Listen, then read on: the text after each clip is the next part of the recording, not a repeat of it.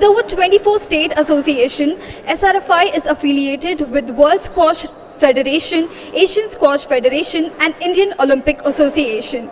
It is recognized by the Government of India and has been working tirelessly to promote Indian squash at every level. And of course, none of this would have been possible without the unwavering support of HCL Group. HCL has been way ahead of its time since 1976 and has been ahead of their global peers since then. And since 2016, HCL has been coaching players in all grassroots levels in terms of training, coaching and development. Since 2016, at the Asian and Commonwealth Games, the medal tally has raised from 11 to 18, and all thanks to HCL Group. And we are down to 4 final players who will beat their way up to the finals, and the competition only gets tougher from here. In the commentary box, we have Mohit Lalwani and former national champion Vaman Apte. Over to you, gentlemen.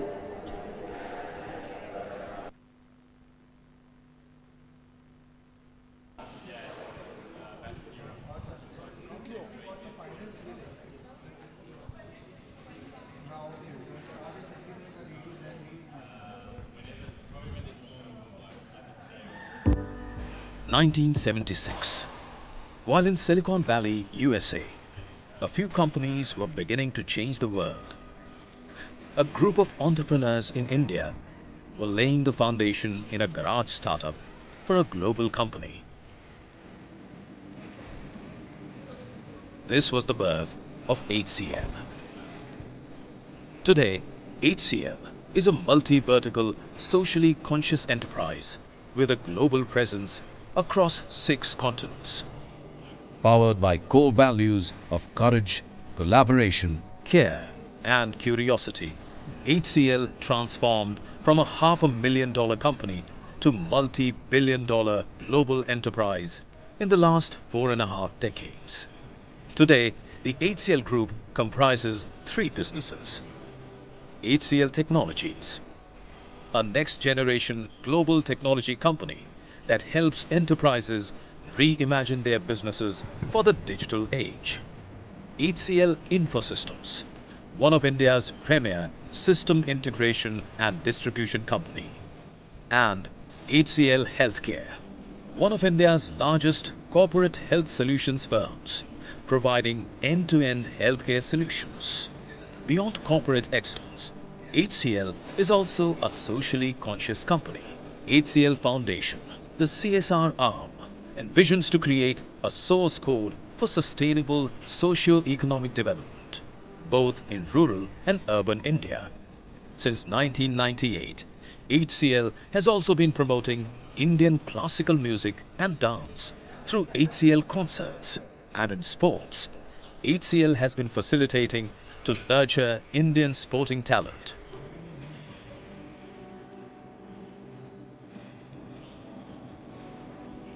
Since 1976, HCL has transformed in many ways, but throughout its journey, the belief of multiplying human potential has remained true to its core. And we are live at the Otters Club here in Mumbai, and joining me in the commentary booth is Vaman Apte, national and Asian champion, and one of the finest and most skillful players many of our juniors have seen growing up. Vaman, fabulous day yesterday, and here we have a mouth-watering clash ahead of us for both the men's and the women's. True, I think Riyani will probably have a slight edge over Tanvi, possibly, that's my take. And Veer Chotrani, because both are similar style of play, Wong and Veer. Veer would probably again have variety of stroke play that he goes through. He's been very, very consistent over the last 2 days that we've been watching on. Okay, and of course we've, yesterday we took a look at the road to the semi-finals. Our first match will be Rihani versus Tanvi Khanna. Amina Rihani, the number 1 seed.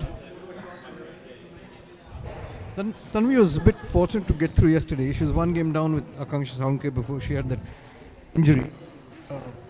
In the second game, I think it was around 5-4, that kind of score line. Okay, let's take a look at how they went to the finals.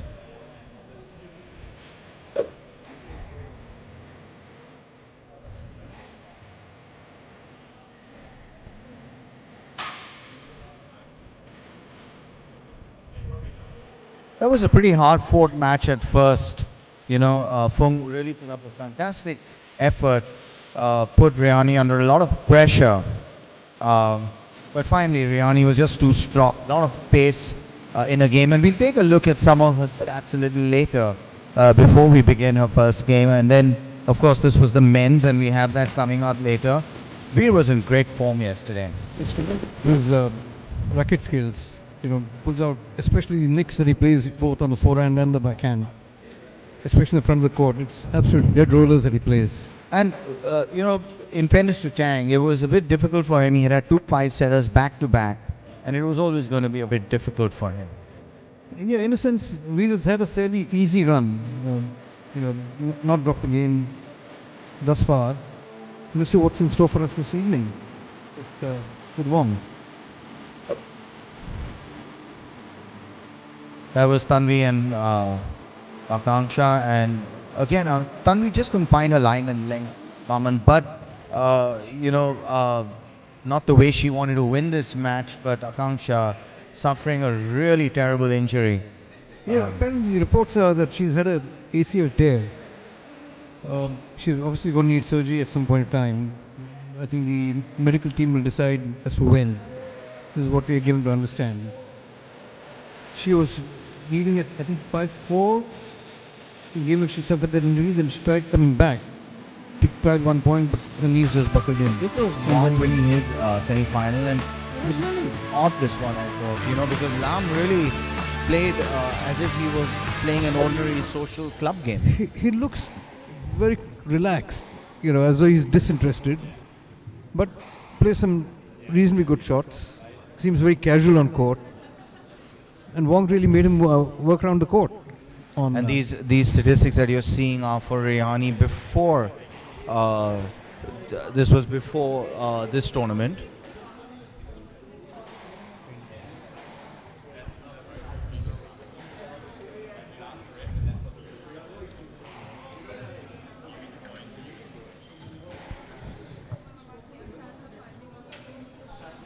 Riani is physically very strong.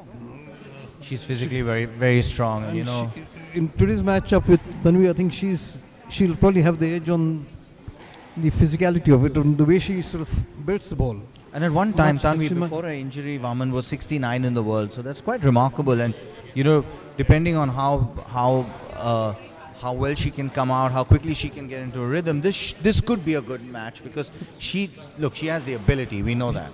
Yeah, she has the ability, but I think whether the pace that Riani puts on, whether she'll be able to cope with that, is the issue. All right, let's take a listen into what the players had to say after their semi-finals.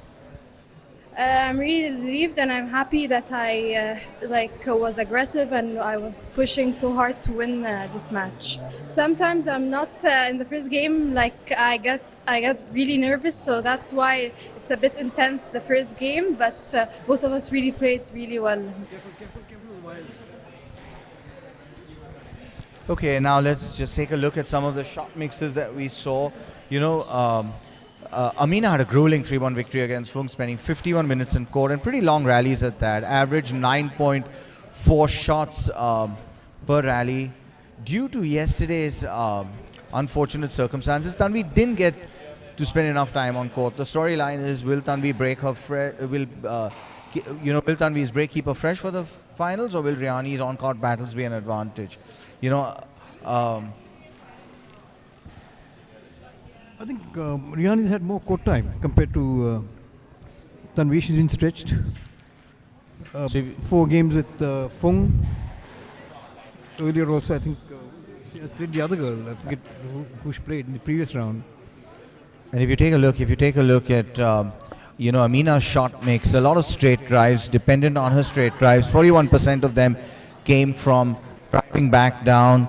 11.7% came from the volley, and 18.3% came from the cross drive. That's where most of her match seems to be What being would be played. interesting to see is the straight drive graphic that you're showing.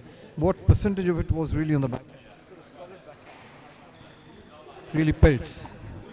So it'll be interesting to see what's the percentage compared to And- the overall context. And unsurprisingly, though, again, it was a shortened match. Tanvi's most winning shot was the drop shot, and we know that that's a hallmark of a game. Just two unforced errors, even though she, according to me, didn't look very sharp yesterday. True, I think the issue here is whether Tanvi, with Rihani driving the ball deep, whether the drop shot will come into effect effectively is the issue. Because Rihani around is very, very covers. And when you take a look at that, of course, Rihani had a much harder match, much longer match, I should say, not much harder match, but 29 winners and just 6 unforced errors, and that's a remarkable percentage, and that's why she's in the final. What is Rihani's world ranking today? See, The if you world- see the graphic which has come up, the heat map, see the number of times, what I was saying earlier was on the backhand. She's sort of consistently solid on the backhand, keeps the ball very deep there. So that 60% which was shown earlier on the forehand on the drives, this would be a slightly higher percentage compared to the forehand heat map which is being shown. I reckon it must be around 40%, 40 to 45% of the 60%. on the That's right. backhand. And from some of the data that we got, Amina Rihani had about 3 kilometers in total that she put in a 4-set game. That's quite a lot. There were long rallies yesterday. Fung changed direction often. Amina did demonstrate that she can accelerate quick enough. We saw her stretching out for at least 45 minutes before the match started. Now, meanwhile, in the shortened match, there's Tanvi's heat map. Again, she's got just in standard squash, there is the backcourt is the favored side, and players do tend to go there a lot. But you can see that she has also peppered this with drops to the front court. Because even amongst the amateurs, players feel that the opposite player's backhand is normally very weak. That's a general perception. Not necessarily true. The players very, very strong hand. Because the backhand is an absolute natural shot because it comes round the body, so it's very easy to control the backhand rather than the forehand, which is played more openly.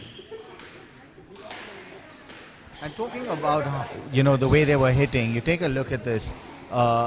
Amina had an average hitting speed of 141 kilometers an hour. She does go after the ball, and she normally gets a lot of pace on those straight drives of hers. Can Tanvi counter that with height? Can she change direction by reducing how much she plays straight? If Tanvi can keep up that high volleying percentage, it could be a very interesting. It could be a very interesting matchup. Yeah, but having watched the previous games, Rihani does not really allow the ball to float too much or give a high ball. She's very good on the low drives. So I'm not so sure that she will give Tanvi the opening to play the volley. Will be interesting to see how Tanvi approaches this game.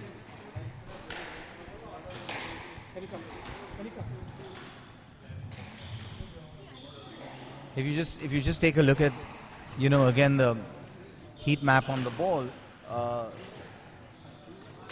you can see that Rihani executes about 70% of her shots to the backcourt before she attacks with the drop shot. On the other hand, Tanvi surprisingly goes back 75% before she goes for a big famous backhand drop, which is really nice. It's a really subtle drop, and it plays very well.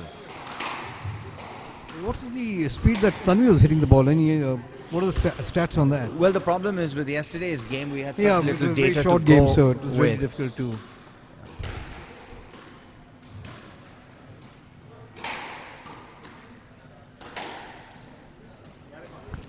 So our two finals, again to remind our viewers, at 6:30. The players are on court warming up.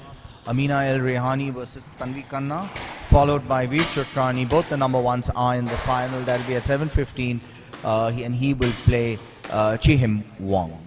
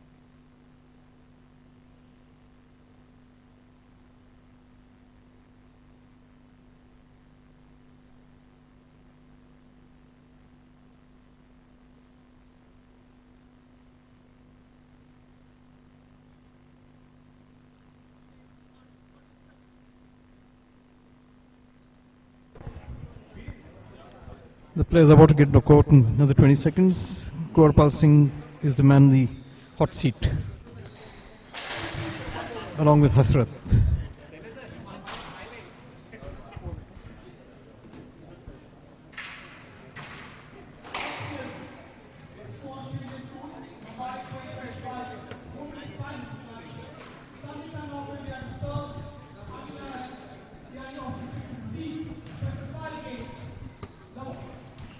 So Tanvi wins the toss, sets proceedings off.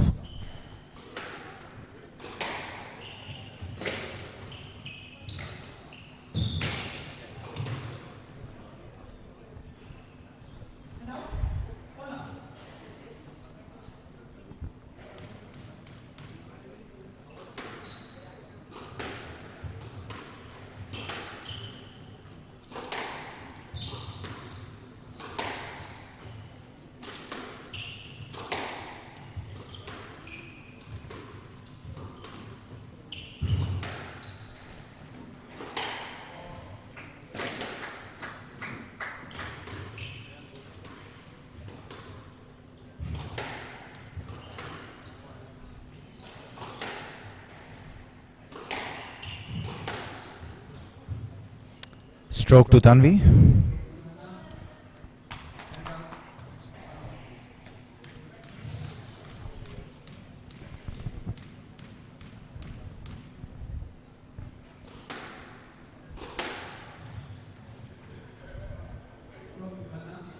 That's a tough call. That's a tough call. I thought that was a let. Vishy's turn. Should Yeah. let. It's a very tough call.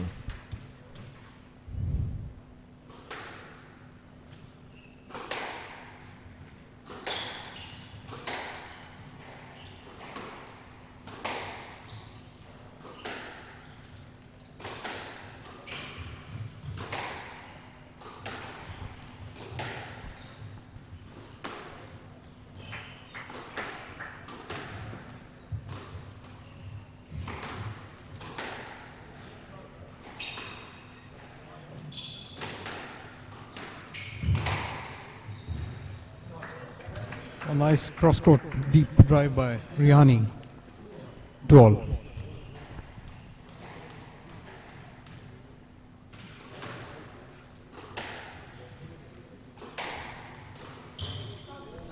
Balls down.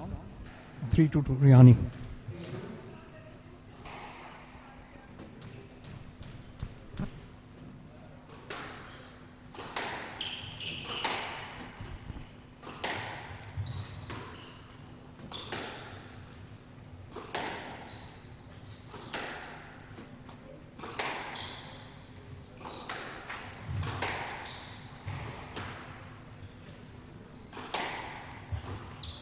That's lovely. Oh, lovely shot by Tanvi, just breaking up the game a bit. And just no pace on that burst. It just started to die down. Catching Riani by surprise.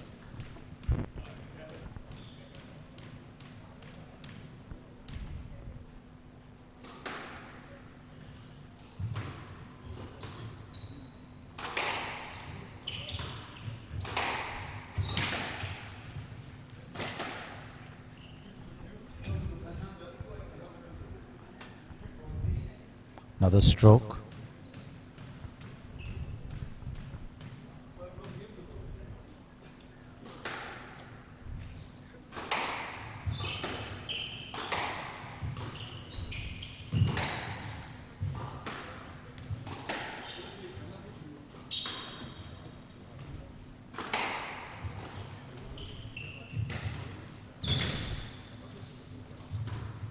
Oh, nicely created point. She brought Tanvi up to forehand and then across. So for Very well created point.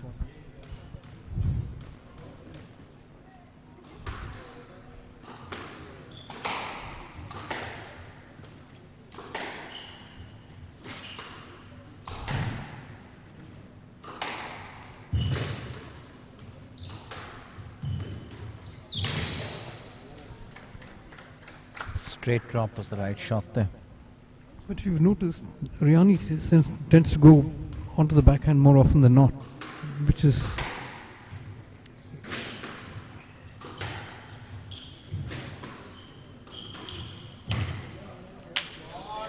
That's a lovely volley drop. That's one of the things we're seeing today, a lot more precision on the opportunities that Tanvi is getting.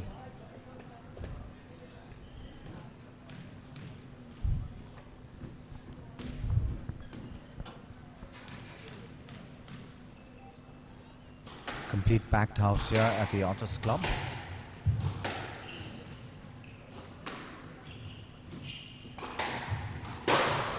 oh, that's an unforced error. The first unforced error.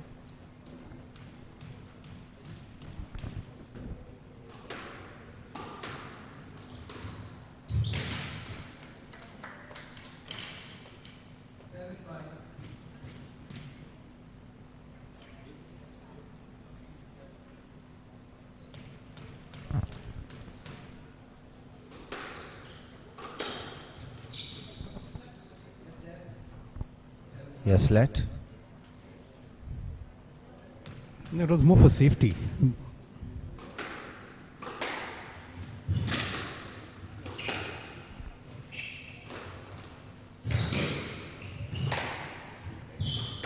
That's nice.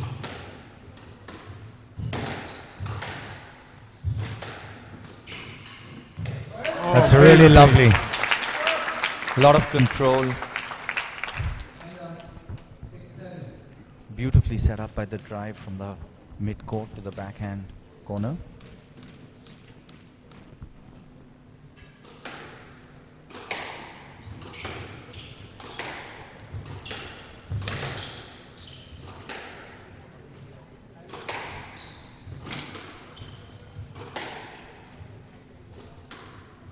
That's lovely. Oh, nice. Out of court. That's just the pressure. More than the unforced error, there was pressure, just a lot of pressure on those high balls.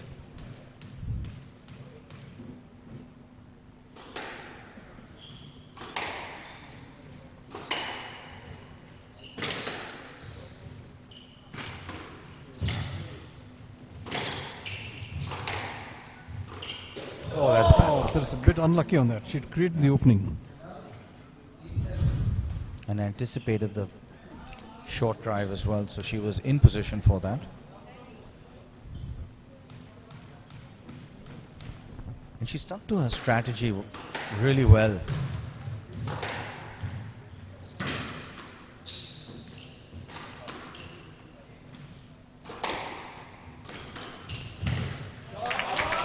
Nice short drive that Tanvi has played. 8-all.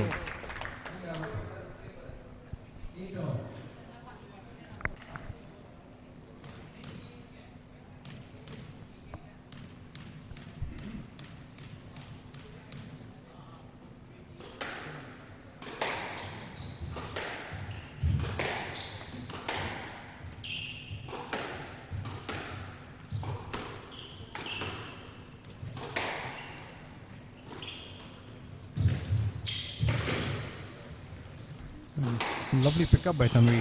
And getting back into position as well.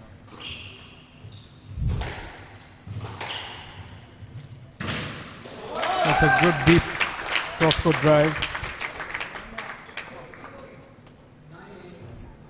Big 9-8 point. to Tanvi. This is going to be a big point here. She's got to stay with her strategy.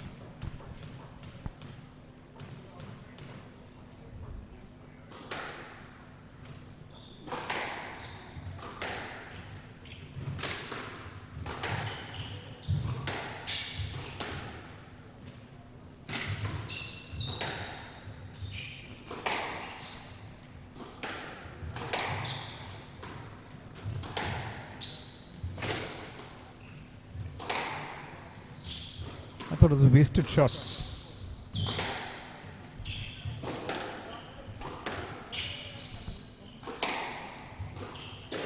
Oh, again unlucky on that shot.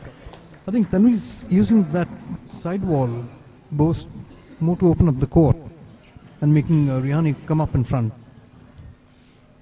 Unlucky on that one. It's going to come down to nerves on this point.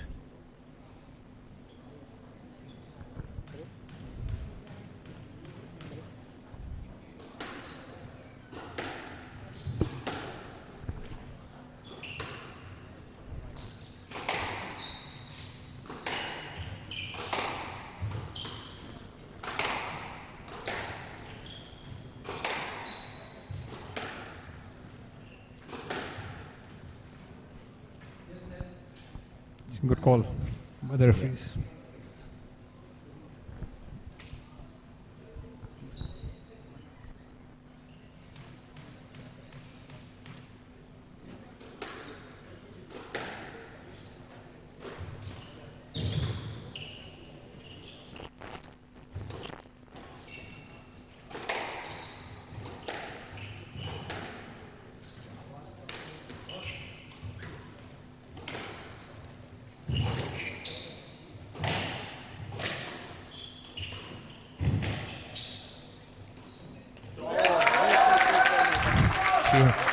Held a nerve on that one. I wasn't sure Rihani's ball was up, Vaman, but it didn't matter because Tanvi with precision puts that backhand drop away.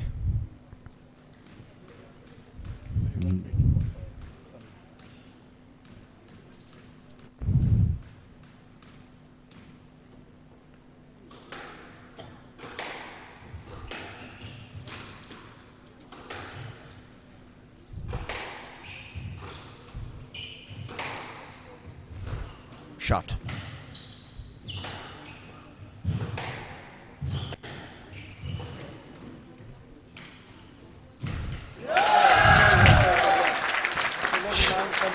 And great first game from Tanvi. She's really been able to counter attack superbly in this match, Raman. And this first game where she's been able to actually take the sting away from Rihani, who's so used to being able to dominating her opponents, but Tanvi is playing the lines very, very nicely. She's making Rihani hit a lot of balls from off the back wall, and she's buying herself a lot of time, using height superbly. And I think if she's able to retain this strategy and execute it, I think we've got a match on our hands.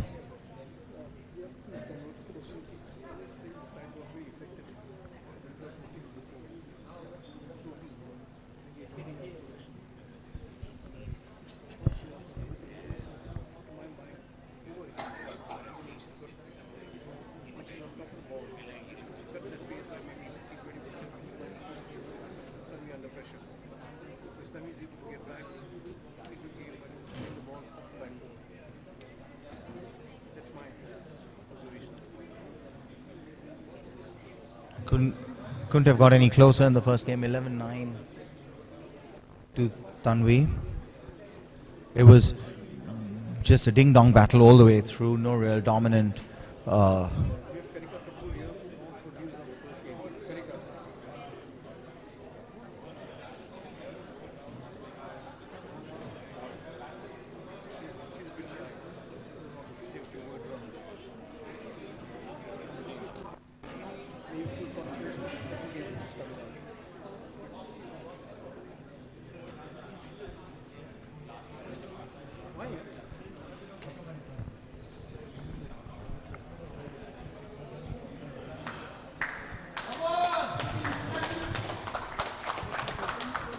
Now we've seen Riani's been here before.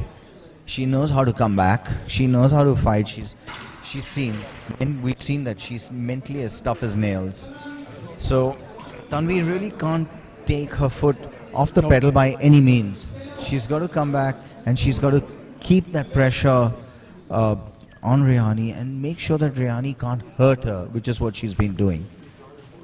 True. I think Riani's lost both of first games in both of her previous matches.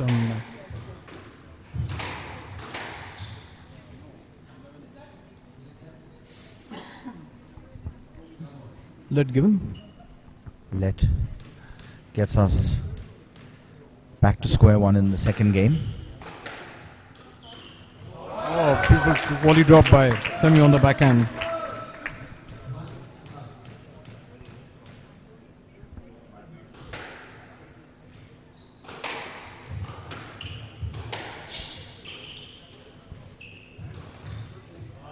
Oh, she's read that very well. A bit loose as well. She had a lot of time. The ball sat up, and that's the discipline that Tanvi needs to, from the first game, that she needs to find back again. It's early in this game, so.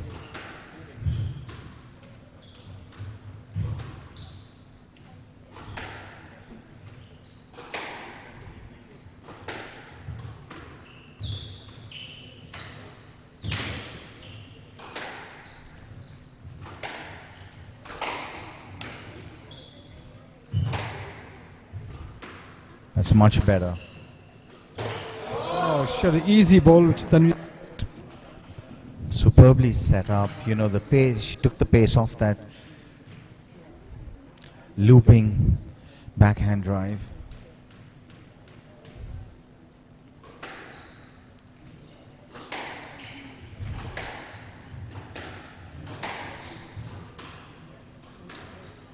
Oh, Beautiful lovely shot. From Riani. Very controlled into the neck.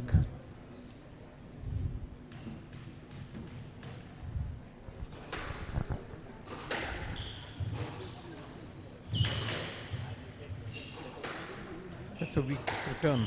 That's for much Riani. better. That's nice. Good hold. On a weak return from Tanvi.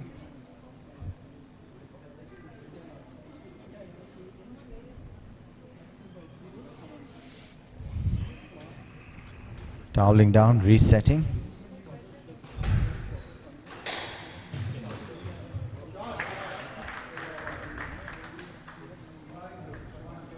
She started using the sidewall very effectively, which she didn't do in the first game. I That's Riani. also want to see some of that discipline back, where she was happy to keep the rally going through the backcourt before she optimized her opportunities. That's much better. It's a nice.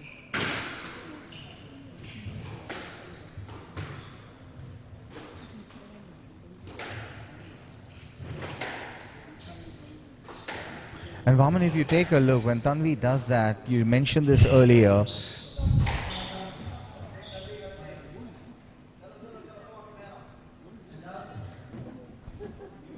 Do you know what happened there? I'm not sure why, I'm not sure why what they happened. stopped. Does it? Why have the referee stopped? No idea. They thought the ball was down, possibly. Possibly the ball was down. Maybe we missed it, Vaman. Nice drop. Two very important points, because you don't want to give Riani too much of a lead. How is it 3-5? What am I missing? Is it 3-5? She was down 1-5. She's Right, of course. stroke in the third.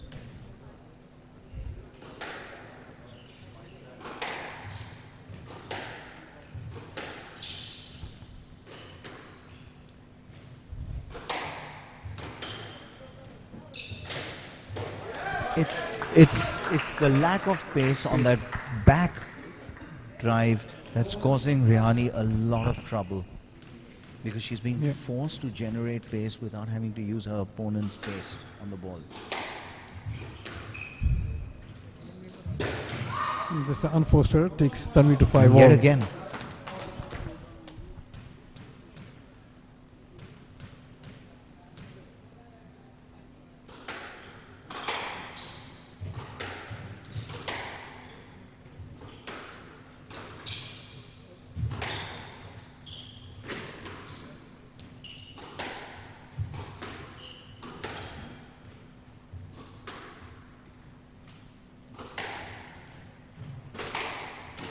shot. Beautifully played volley. Virtually off her shoelaces. That's a great shot.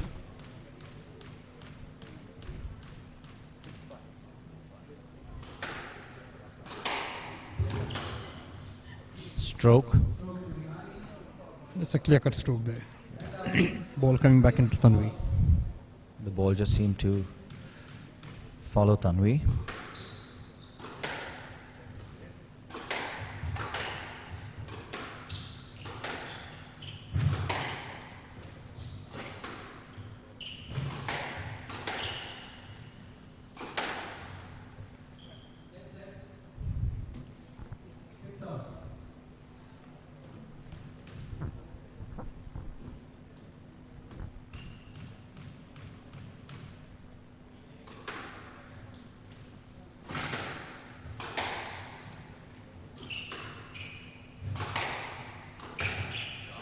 Oh yeah, good hold.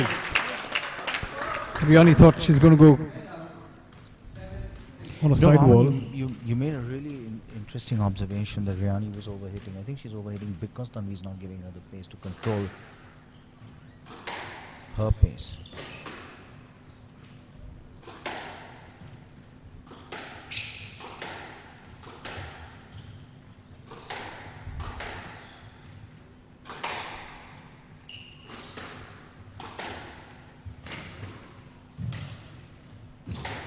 Shot. Good pick by Riani. That's. Lucky to get that stroke there. I thought it just strayed away from the side wall enough at an angle to, give Tanvi the benefit there. 8 all, big point.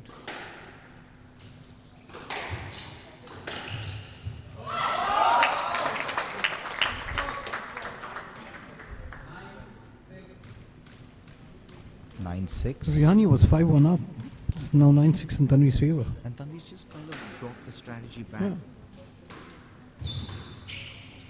That's what's hurting Riani.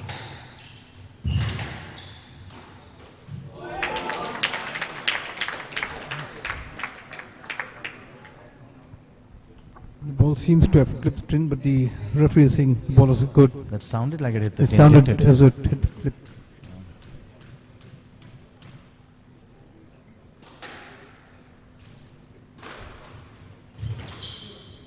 Oh, nice lob. That's not up. Oh, lovely side roll again by Tanvi. Takes her 2 games to love. She's really executing her strategy superbly. She's got to find a way to do it for one more game.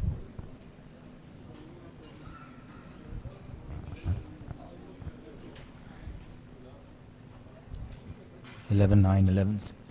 She was 1-5 down, and she's basically come back and won 10 points while giving Riani just 1. True. That's She's gonna constructed the game very well after being 1-5 down. Settled well, used the short ball to her advantage, playing the side walls on both.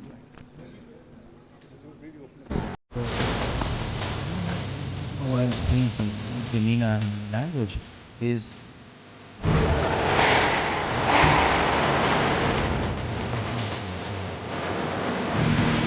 Basically, only to compose.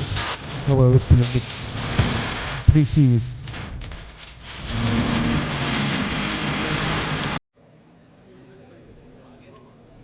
which is a complete contrast to what we saw yesterday, you know.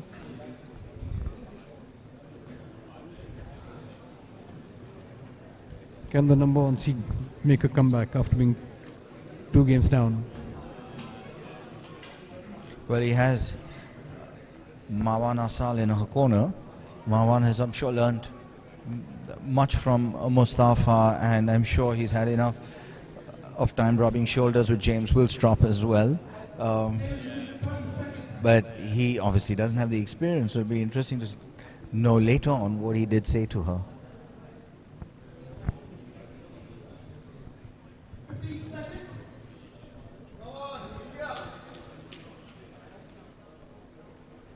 Meanwhile, Dhruv Singh in Tanvi's corner. He's no stranger to the game of squash and has coached many a top player. He is.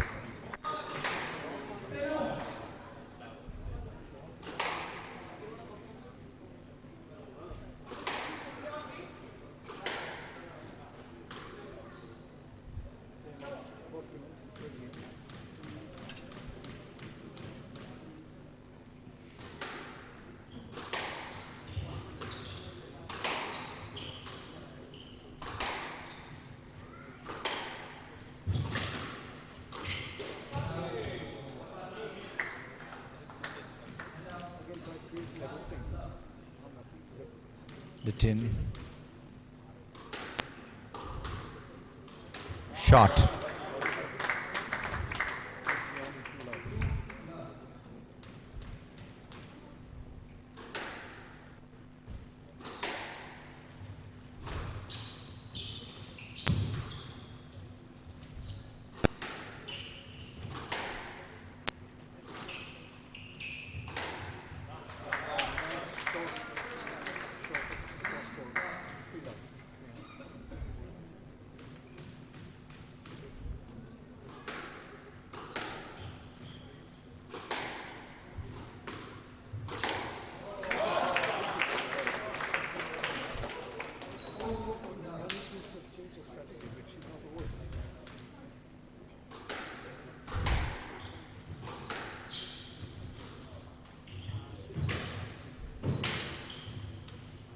She'll get the stroke.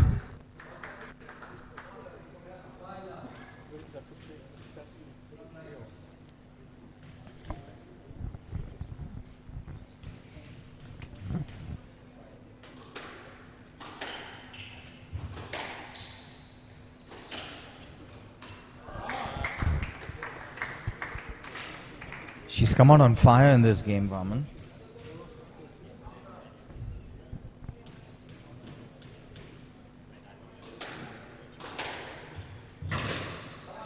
And Tanvi gets off the bat in game 3 finally. She's finally on board at 1-6.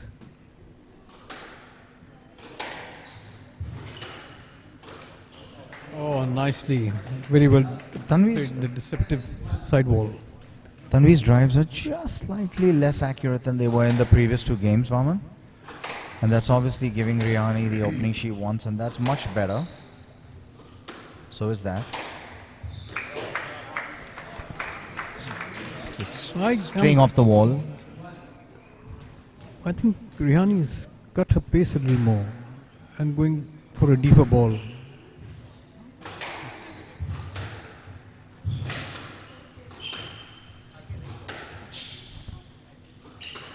That's nice.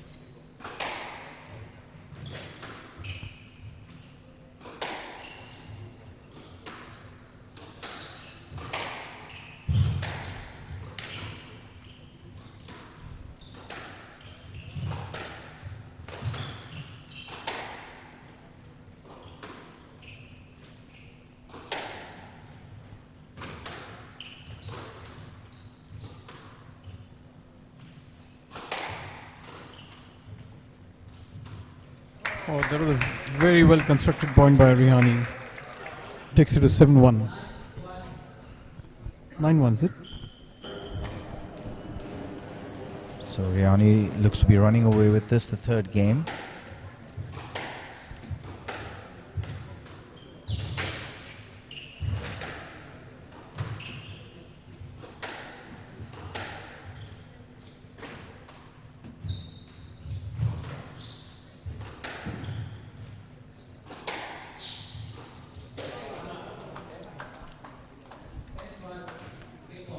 Ten one.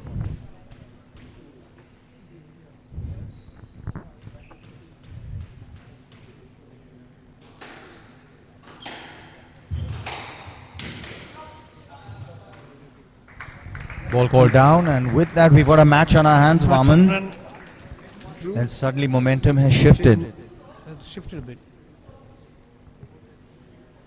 Tanvi asking for a new ball. The referee's a little unsure about. Then he's asked for new ball. Rihani is objecting to it.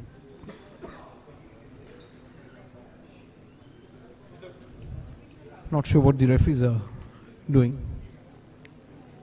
Well, that is the rule on the PSA too. I don't know whether it extends to the challenger or not, but it'll be interesting to see how everyone deals with this one. The rule is what? The players can ask So for a in change the of ball, in the new P ball. on the tour, after 3 games you can ask for a change of a ball. Any of the players can.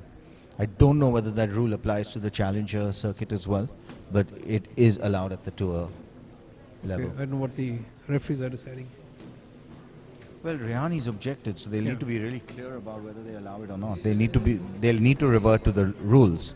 I don't think they can take an arbitrary decision. So far, the old ball still seems to be on court.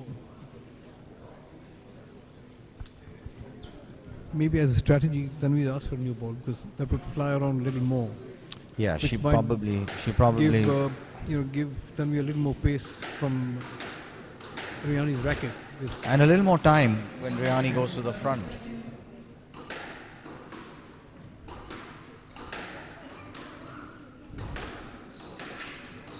So I think they're continuing with the same ball, Vaman.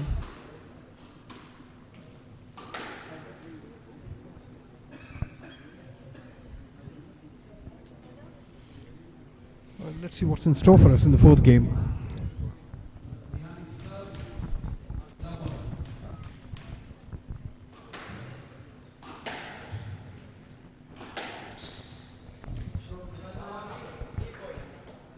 Just enough, I thought, to get the stroke there.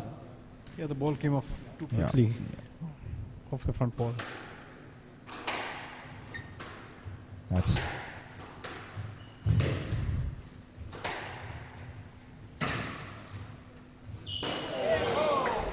I think she grabbed it. wait for the bounce. She waited for the bounce. Yeah. She tried to bring the drop off her shoelaces. It's well executed.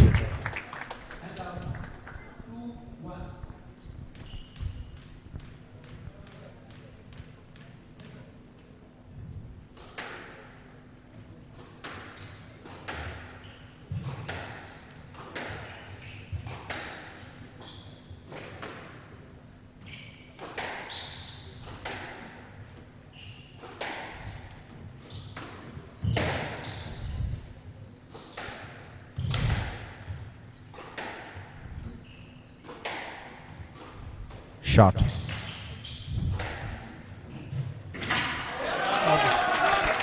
Rihani covering a lot of kilometers on that one, Vaman. Really well constructed. Then he's gone back Point. to a strategy of pulling Rihani up by playing the side wall again. Side wall, Which he setting her missed in back the- and opening up the court, making her go to diagonals.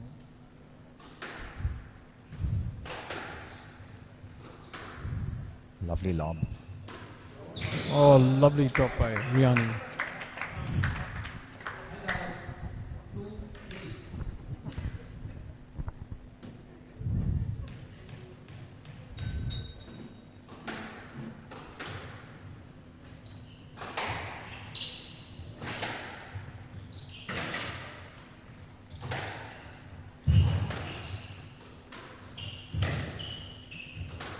Oh, that's very well played. Very well played shot by Tanvi on a loose ball. Very well played. And these were some of the balls that were finding the tin yesterday from her. Yeah. You know, she's really reset and come back mentally very prepared for this final. It's lovely.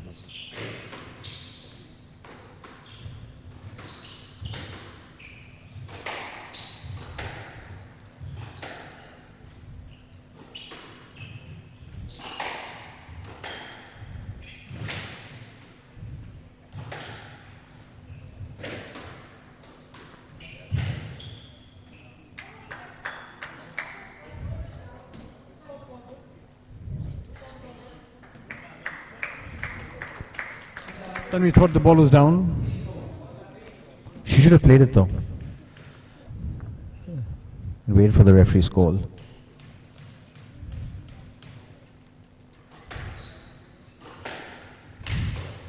Unlucky on that one, on the volley drop. What do you think? Was it carried the earlier one? No, I didn't think so. The ball looked good.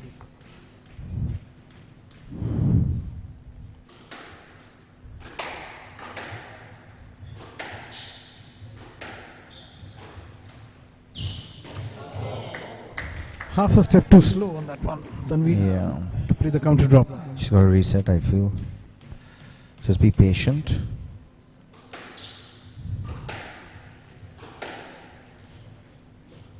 Ah.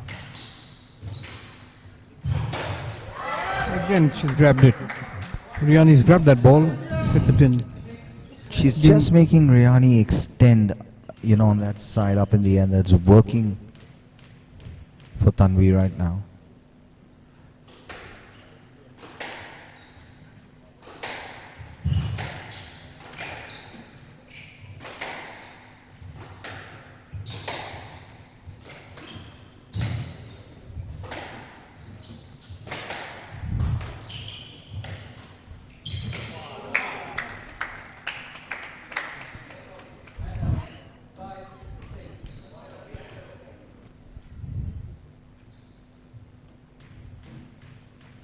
Big point coming up.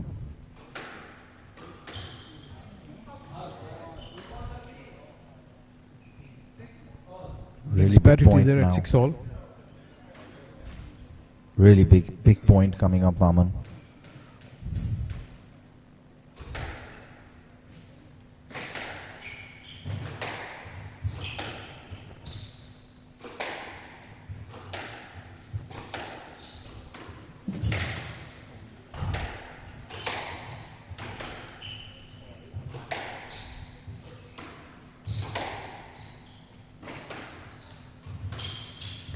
Going the wrong way.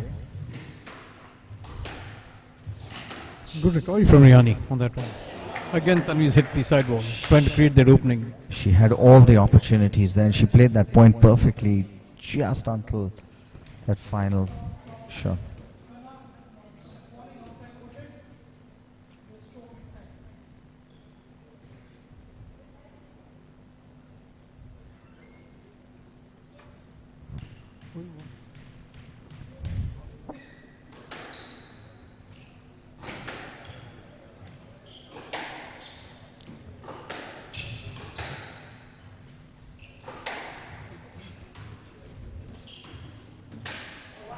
Oh, she's missed that ball, which is very close to the ball. Completely Think wrong 7-all. footing. Riani on that cross court. Going quick down the center.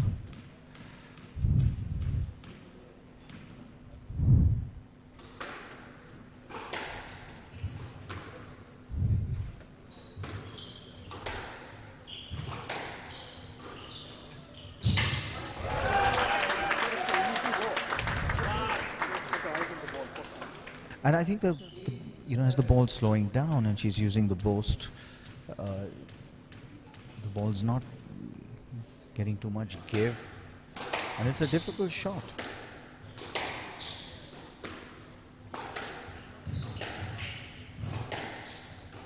Shot.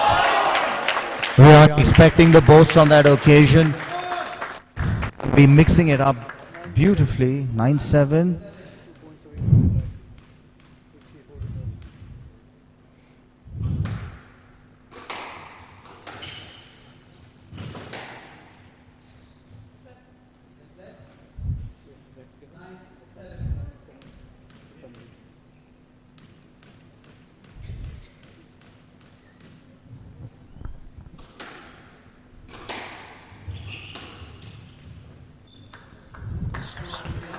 stroke to Riani. 8-9. It's a big point coming up. Huge point.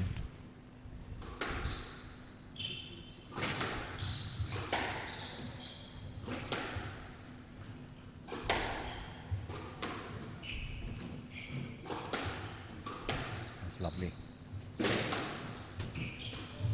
Oh, Beautiful, and that's really Lovely where body she's drop. hurt Triani. Center back when Beautiful she's body not drop. being when she's had the opportunity, she just has played that one extra shot to the back wall, and that's made all the difference. takes the And she's championship got ball. 2 championship balls. She's got 2 championship balls here. 10-8. Can she?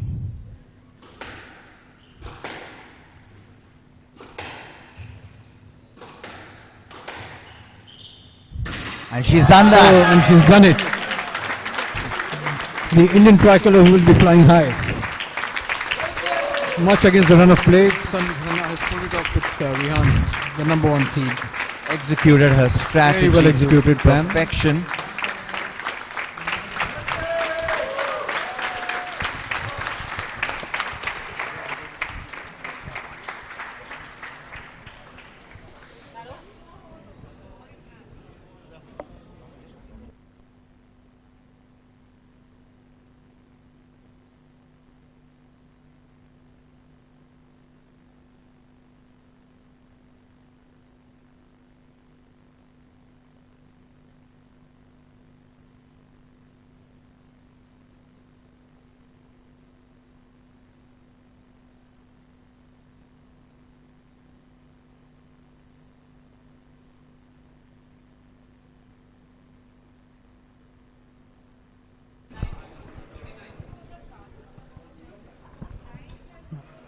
That was Tanvi Khanna pulling off the women's final in 39 minutes against the number 1 seed, El Rihani from Egypt.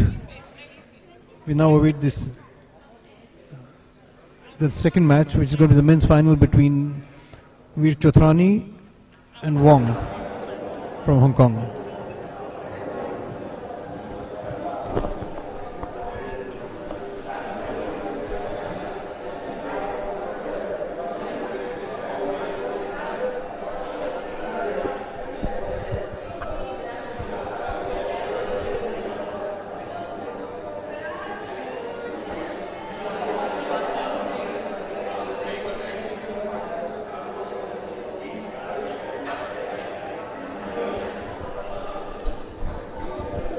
Tanvi?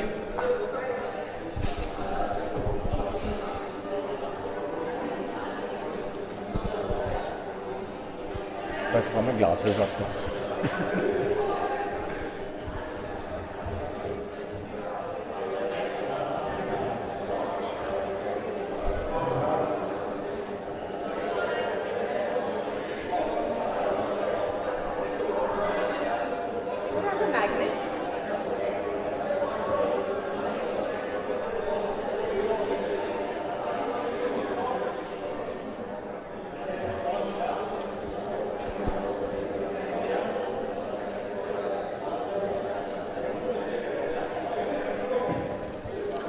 Okay, Tanvi, it's been a long journey for you since your comeback.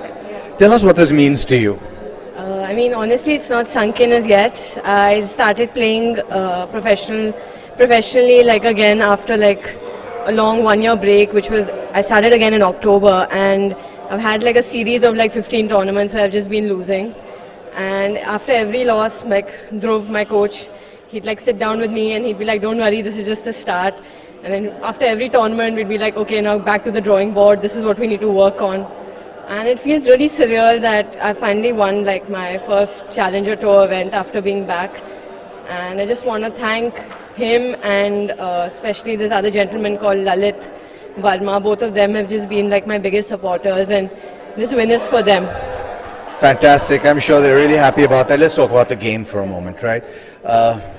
Very different from the Tanvi we saw yesterday. You executed to a strategy perfectly. You kept her deep. You took a, you kept the pace varied rather than taking pace off the ball. And when you had the opportunity, your execution was perfect. What was different? Yeah, I think yesterday I just woke up. I was feeling flat, and I played Akansha, and unfortunately she was playing really well, and she had a really bad injury, and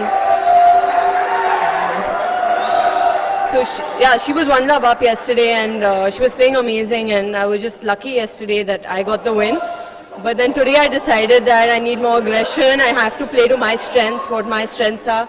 And we hit in the morning, and I just felt very pumped from the morning, and I was really excited to play. Okay, and now a well-reserved break, or what's next?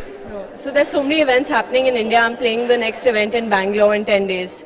And then whole of October I'll train, and then again there's Indore, Chennai. Yeah, I'm hoping to do well in all of them. Yeah. Tanvi, you are the champion. Well done. Thank you so much. –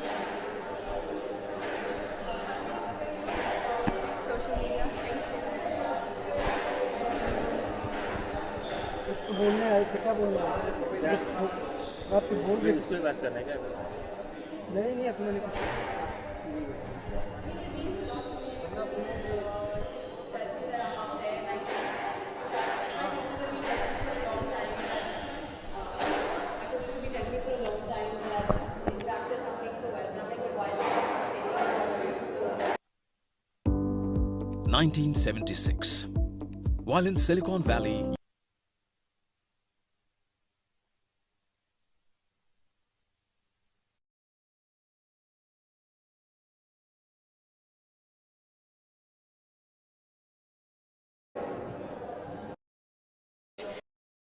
I played Akansha, and unfortunately she was playing really well.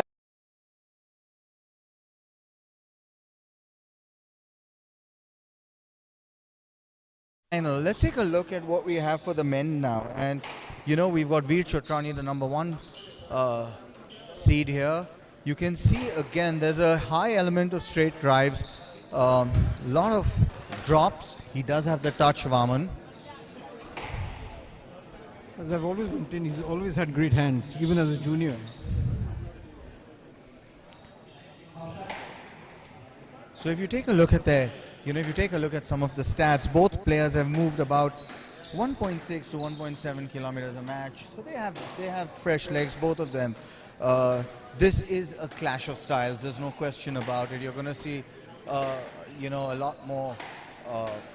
You're going to see a grind from Wong, and Veer is going to go for a lot of his shots. When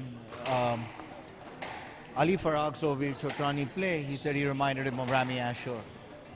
I think it's going to be Flair versus staying in the game. So if you take a look at the winners, you've got 12 to 3, relatively low number of unforced errors, and at this level we're seeing so much of the... For Wong, his most winning shot is the Boast, which when I read this, I was a little surprised. You can see his heat map. A lot of his shots again coming down to the back wall, not unexpected at this level.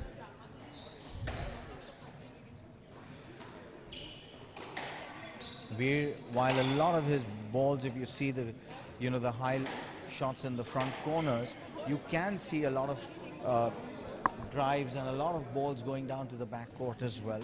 There's a high percentage, shouldn't be underrated as well. And of course he's got the fabulous volley nick that he plays so well.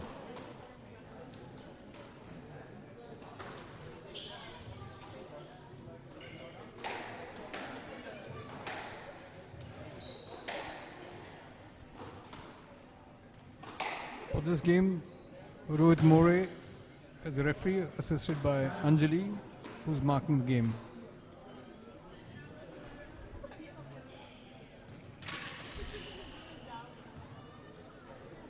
Wong has won a spin of the racket. Proceedings should start in about 20 seconds.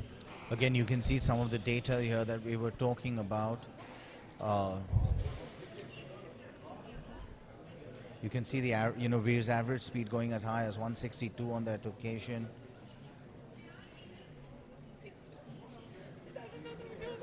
.189 kilometers an hour. He really can put a lot of pace on that ball.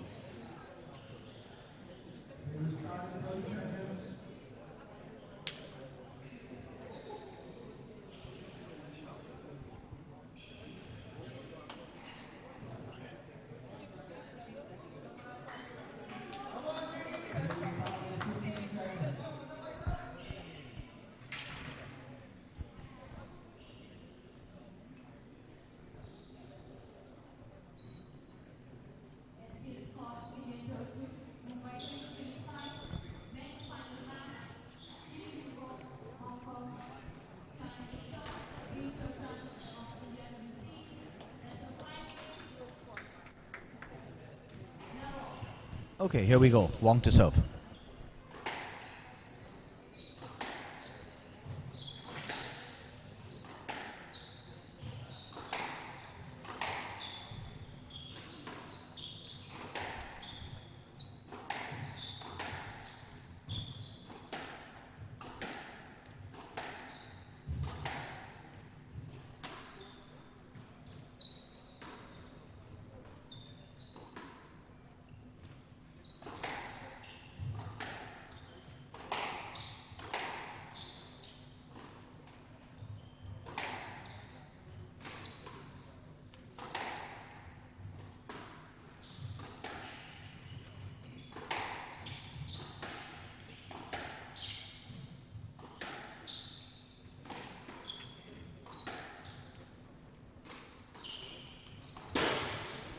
Unforced error from Veer.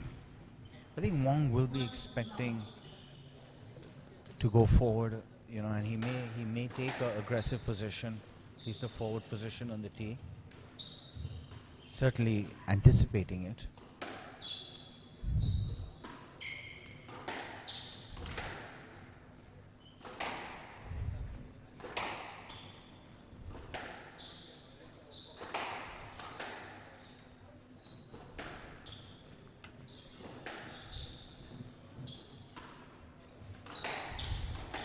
Neither player was truly tested yesterday.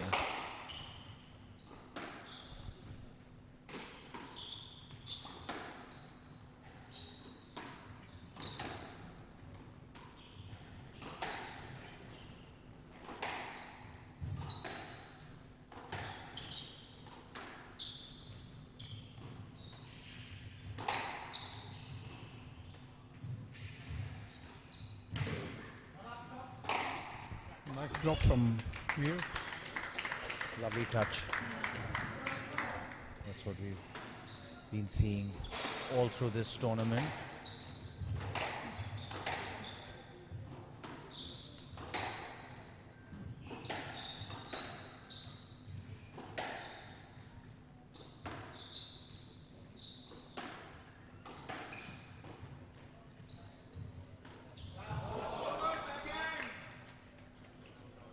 Call down. Veer has accepted that call on his own. 2-1 to Wong.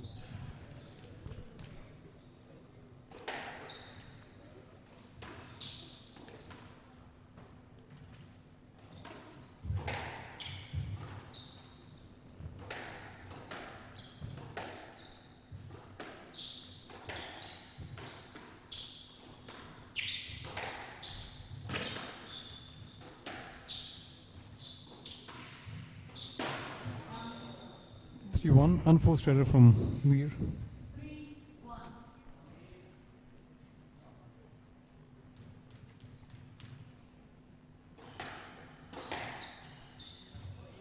Lovely length. Veer feigned that forehand drive, showing Wong as though he's going across, but went down the line.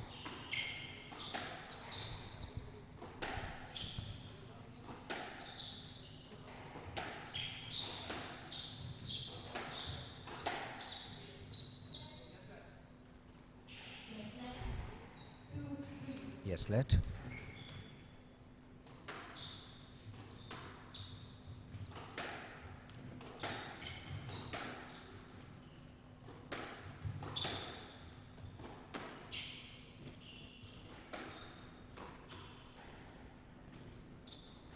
Shot. Oh, beautiful long drop from Veer.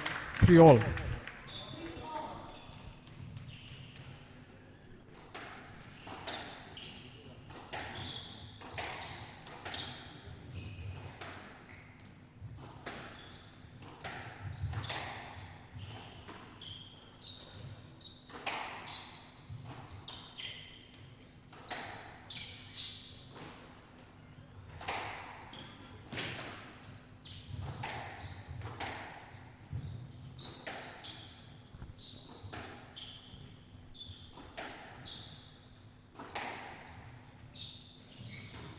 A lovely shot. Brilliant shot.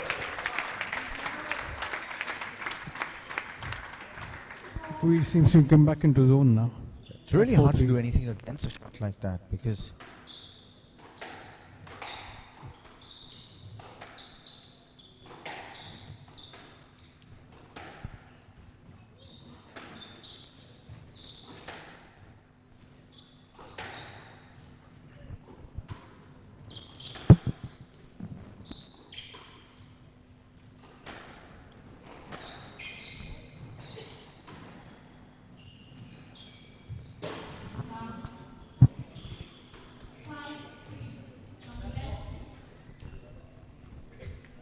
Unforced error from Wong. well, those two drops must have rattled him because he seemed to be quite sure of himself to be able to counter Veer's short game, Vaman, but caught completely unaware on those two occasions.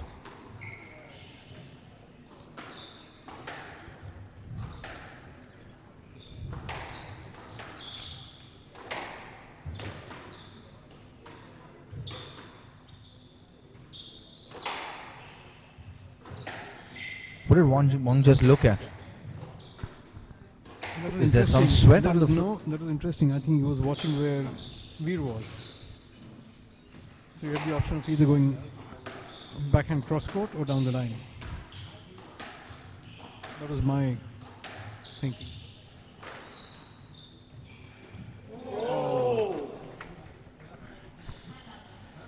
Not seen players do that very often. That's right.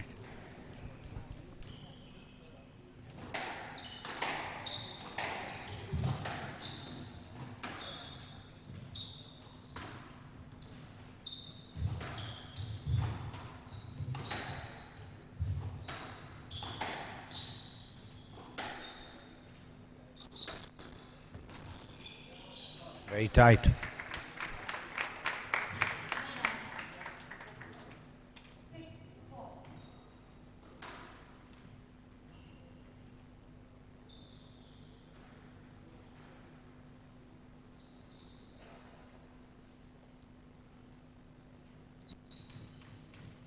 It's been an entertaining game of squash so far.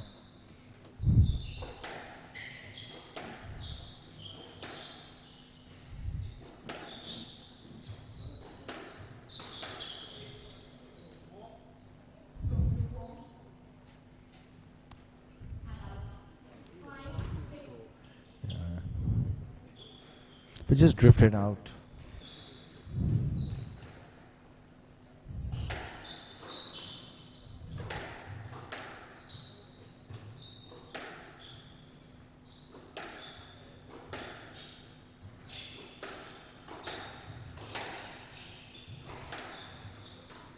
Shot.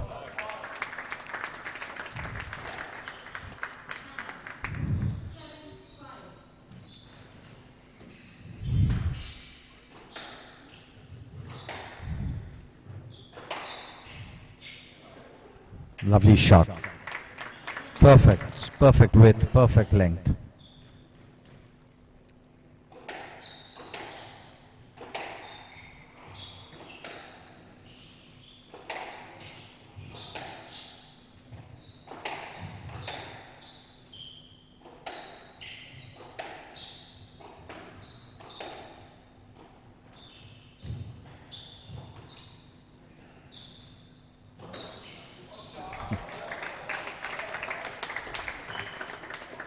I wonder at what stage he decides he's going to play that shot.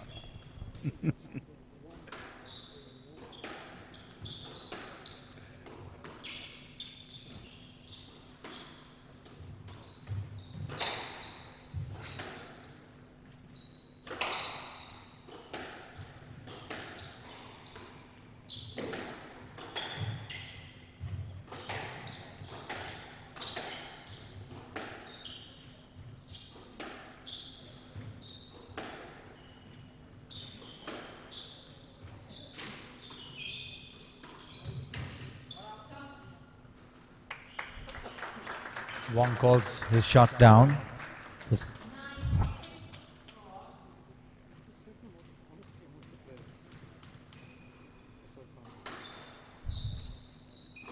Thank heavens for that.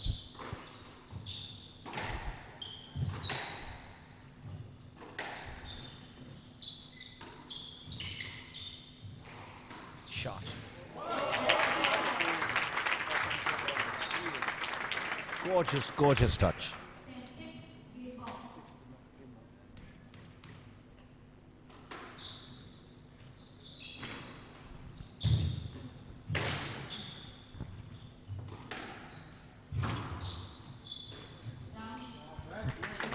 Eleven six Wong.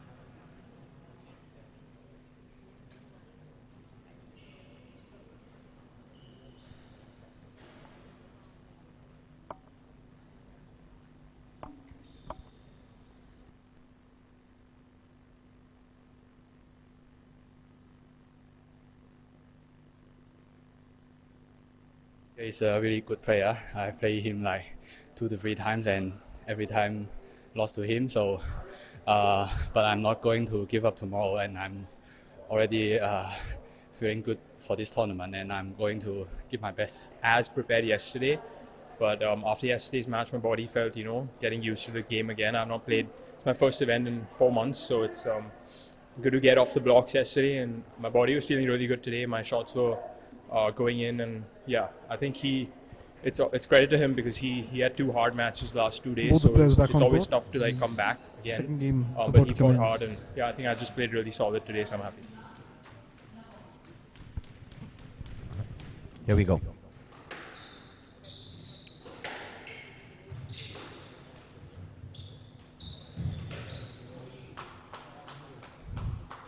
The counter drop was down. It was a to lovely Wong. drop from Wong's racket. Very soft.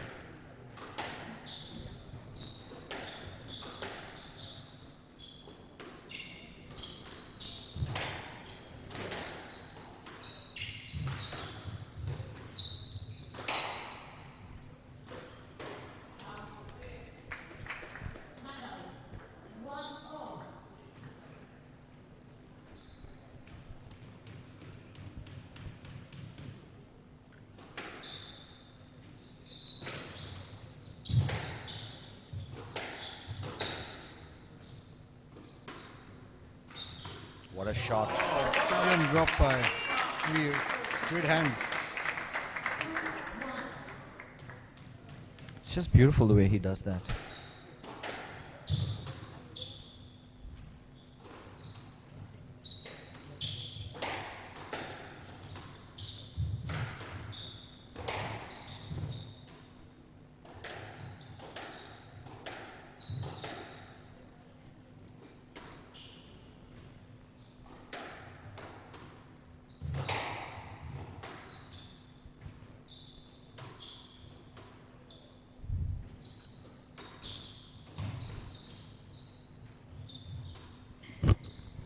A bit of cat and mouse game there. Both players throwing the ball up to create the opening. It's a lovely shot.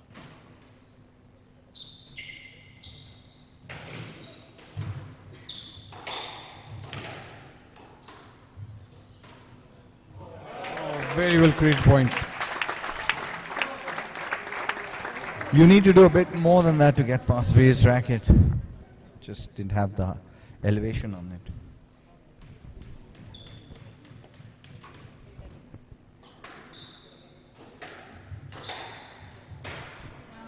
Unforced error from Wong.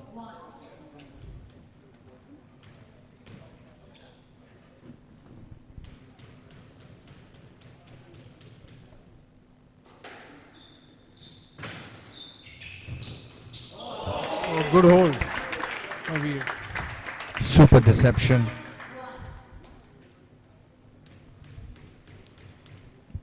Very useful lead in the second game.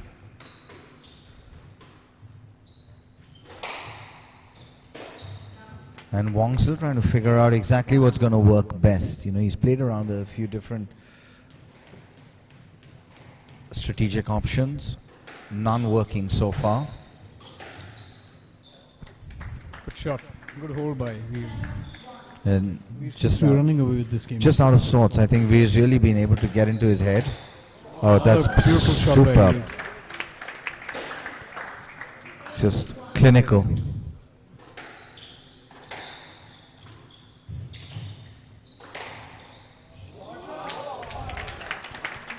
Just run away with this.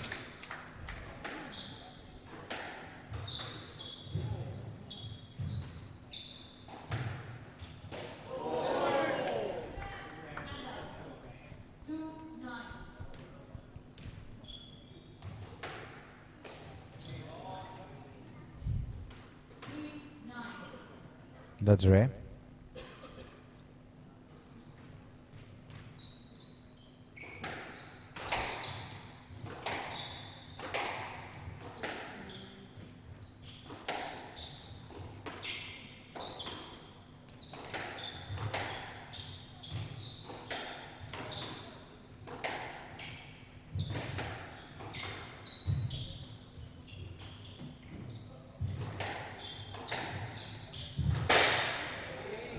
I like the way Wong plays that lob.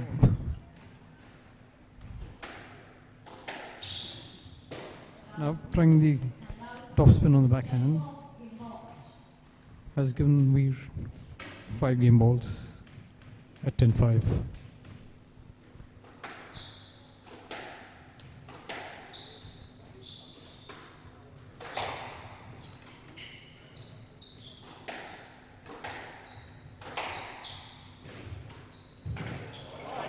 Good counter by Wong. 6-10. Super shot.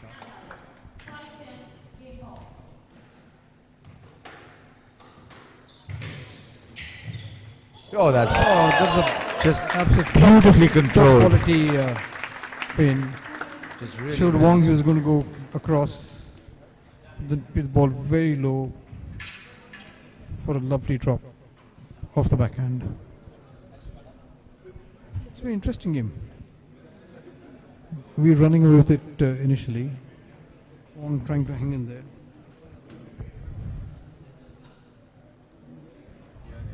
You don't see such a high incidence of, winners on a squash court. You know, it's a game of attrition.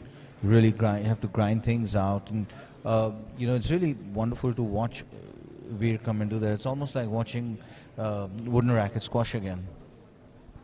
True, but Veer's game is such that he can be a magician on court, and when that happens, when you tend to go for the shots, the game is the points are always going to be very short. You know, he doesn't like to get into long rallies. I don't think each rally has gone on for more than 10 to 12 hits.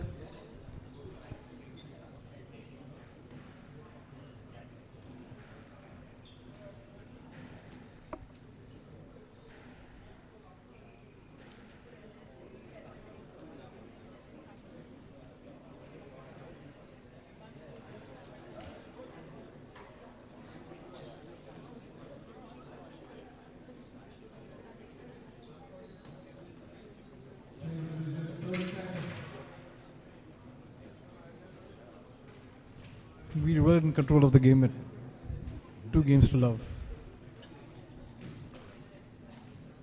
Let's put some fabulous shots.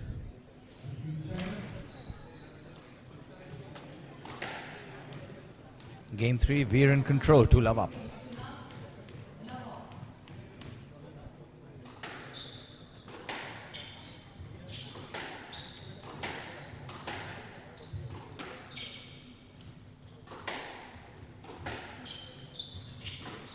Shot. Oh, beautiful sidewall that Veer is doing.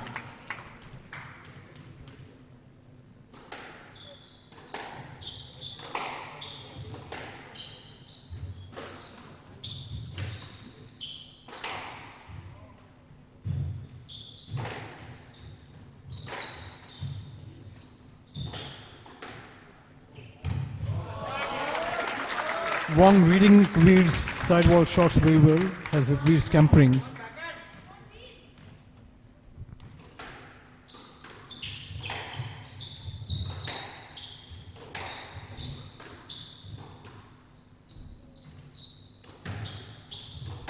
I like the sense of purpose that Wong has come into this third game with.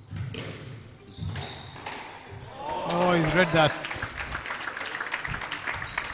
He's also increased the pace a bit compared to the first two games.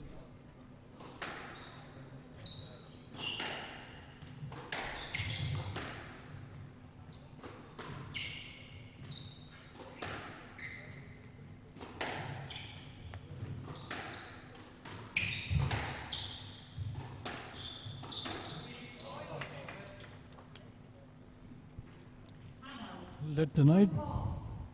Request for lead denied by the referee.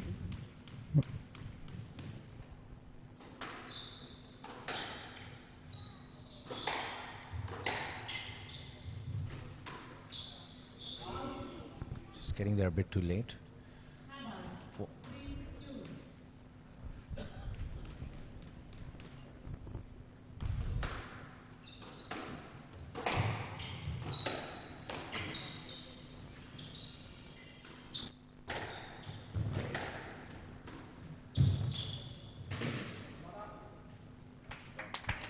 Nice checker boast by Veer, which Wong is unable to get to.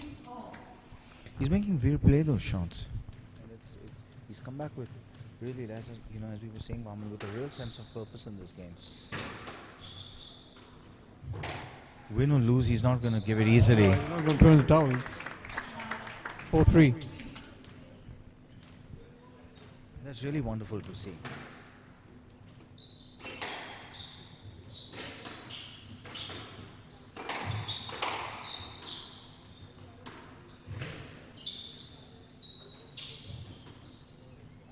Unlucky. Oh, he's unlucky. Very unlucky. Have you noticed one thing, Vaman? The other thing that he's doing is on countering Dhruv's drops, on Veer's drops.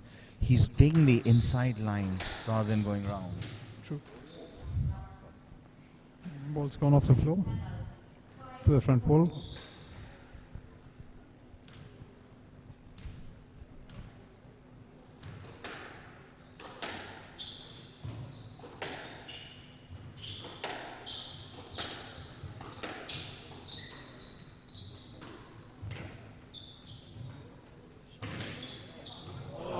Very well flicked.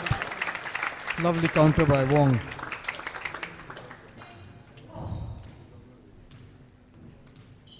Well, considering Wong's waiting for the inside.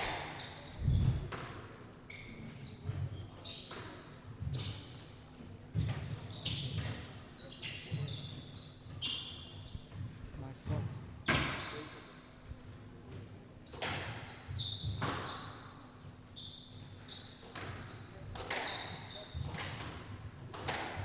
Oh yes, he has sent the wrong way. Wong did have his opportunities in that point.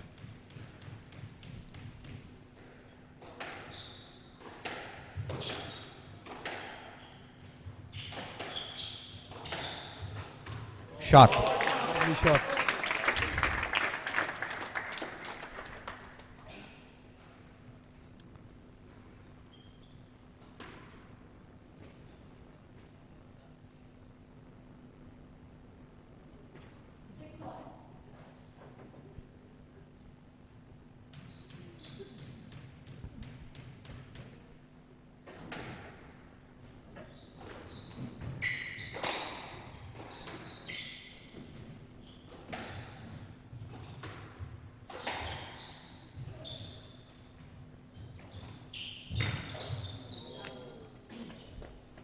Right, too much with that ball.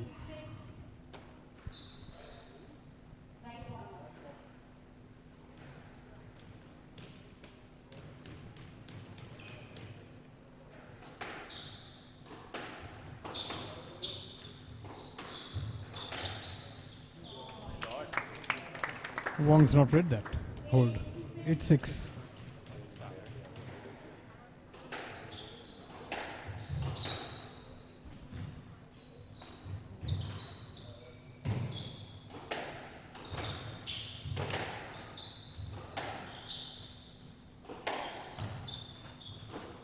shot. Oh, brilliant again. Veer seems to have come back into zone. With 3 great shots. 2 points away from the title at 9-6.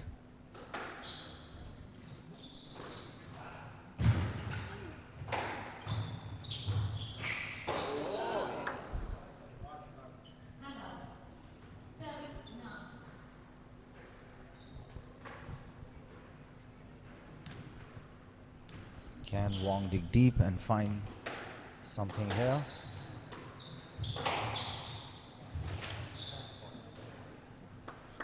Super shot going down the center, completely surprising. Into Wong's body. As a result, Wong had to turn around and try and play it off the sidewall, which is obviously made the mistake.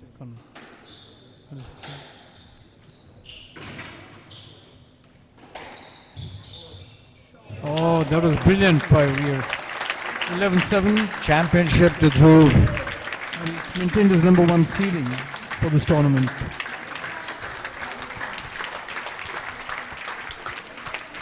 I think the last 4 points, we really showed his skills, racket skills. Go away.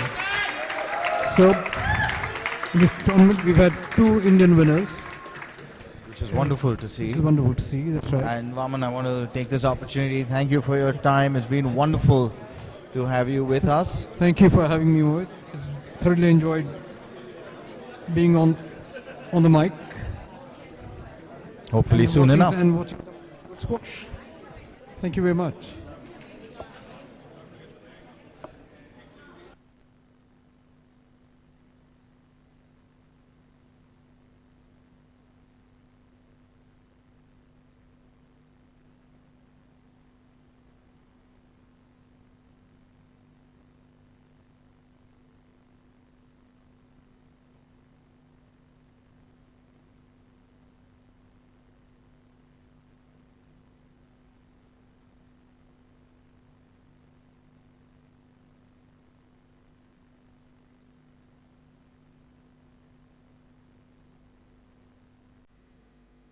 (1976).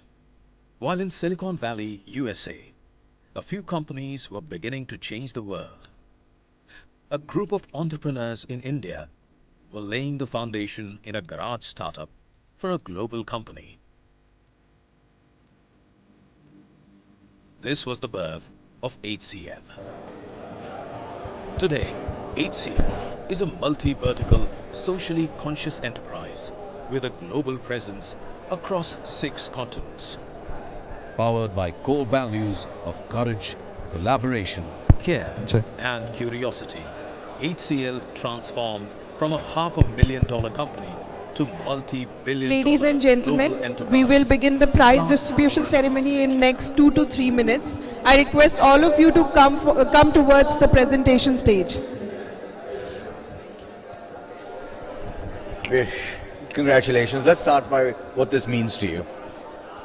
Means a lot playing and winning in this club where I've grown up and in front of all the people who supported me throughout is amazing, and I'm so happy we could get a tournament at Otters Club, and hopefully we can get one more next year. Absolutely. Now let's just talk about the game for a moment. You seem to be in complete control by the time we came into the 3rd game, and a lot of your touch was just magnificent. You were picking up the ball from out of the air, from on the ground, and you were just really being able to do whatever you wanted with the ball and surprising him. And in the 3rd game, he kind of started coming on your inside and started reading your drops really well and really anticipating. But you figured it out pretty quickly. Yeah, I mean, I've played him twice before, and it was close matches. I won 3-1 the last time we played, so I mean, I knew how tricky he was. He's really quick, and once he starts reading you, he can keep the rallies really long, and he tries to grind you down. But then I've also figured out his game, and I just tried to, when he came back in the 3rd, I just told myself I just need to be disciplined and not go too short too quick, and just construct the rally and then go short when I get an opportunity, and that's what I tried to do when it worked. That's right. He was trying to step forward, and you did wrong for him a number of times at some very critical points in that 3rd game. Yes, I always like to use my holds when I play someone that quick, because that breaks the movement down, and when I get an opportunity, I just try to go as short as I can. Okay, so here's a question I had. I was wondering, you may remember this, in the 2nd game you played it wasn't really a trickle boast, but it was a boast from the front that completely wrong-footed him. It was a very sharp front court boast. At what stage do you decide you're actually doing this? How instinctive is this? How much of it is, this is what I'm going to do? I mean, see, I'm a pretty creative player. I like to try new shots. And I don't know if I'm thinking of the right point that you just mentioned, but maybe it was from somewhere in the middle of the court. Yeah, he was right behind you. Right behind you, and I think it's something that he wouldn't expect, and it just came in the moment. And I was going to play something in the forehand front corner, and I managed to hit a trickle boast from there. So that obviously tricked him. Okay, now, question, and Vaman and I were discussing this in the commentary booth. It was wonderful to watch. It was almost like, watching squash from 30 or 40 years ago when we had no choice, when we were using wooden rackets, and those were our best shots. I mean, I don't know how. Have you ever used one? Never. And I'm glad I never used one, because I know how hard it is to play with that. And we're so fortunate that in today's days we have good rackets, and we can be more creative with the ball. And I would like to try a wooden racket, but I'm happy to play with mine. Are you willing to take your dad on with a wooden racket? For sure. I mean, his body's pretty broken, so I think I'd still win. Still win. All right, Veer, you are the champion. Thank you. Congratulations. Thank you very much.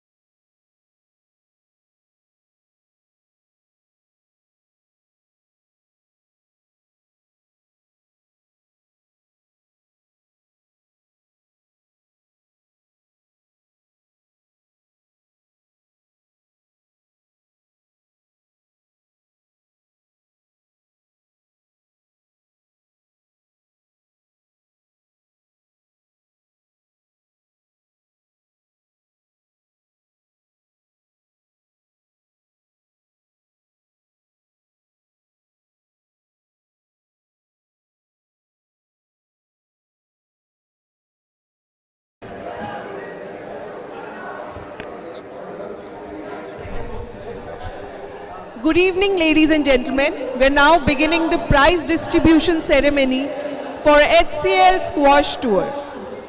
My name is Alisha, and on behalf of HCL and Squash Rackets Federation of India, I'm delighted to welcome you to the closing ceremony of Mumbai leg of HCL Squash PSA Challenger Tour. What an amazing championship it has been. So let's begin with a huge round of applause for all the players who have showcased their dedication to the sports. Can we have a huge round of applause for all the players who have worked so hard and presented their best self at this tournament? It's always been an honor for HCL to associate with SRFI for this prestigious tour year after year. So ladies and gentlemen, HCL is a $14 billion global conglomerate. It was founded in 1976 and has a presence across varied sectors that include technology, healthcare, sports, music, and nature. So together with HCL and SRFI, HCL, we have hosted more than 40 tournaments benefiting benefiting around 1,000 Indian squash players across many categories, and many of these athletes have since then made the jump to PSA World Tour, underlining the impact of this sustained investment. And so in this tournament, we witnessed many action-packed matches between 48 players from 11 countries, including Egypt, Malaysia, France, Hong Kong, Japan, and the host India, competing for a prize money of $9,000 for both men and women. All thanks to HCL, SRFI, Sports Authority of India, and the support from Maharashtra Squash Rackets Association for enabling this PSA tournament to run smoothly.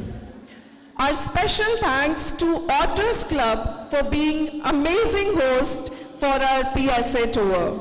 This tour enhanced the experience of all the young squash champions who participated in this tournament. Thank you so much to all the referees, coaches, parents, because without you, we would have never come this far. So you are all the backbone of Indian squash. So can we have a huge round of applause for all the referees, coaches, and parents.